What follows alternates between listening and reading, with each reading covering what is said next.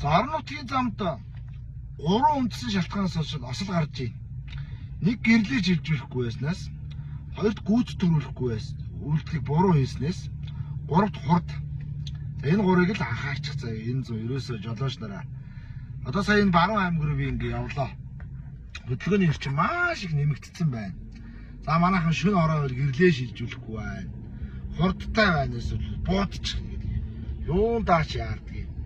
За тэгээд гүйц төрүүлэх үйлдэл маш осолтой хийж байна. Энэ гурыг л энэ зүүн энэ хөдөө явж байгаа жолооч бүр ингээд мөрдчихгэлдөө. Тэгвэл тэгэл таа угдаа хүрэх газар үнэхээр сайхан аюулгүй ямар ч асуудалгүй ингээд хүрчээр байна шүү. Тэгэхээр энийг би одоо уриалж байна.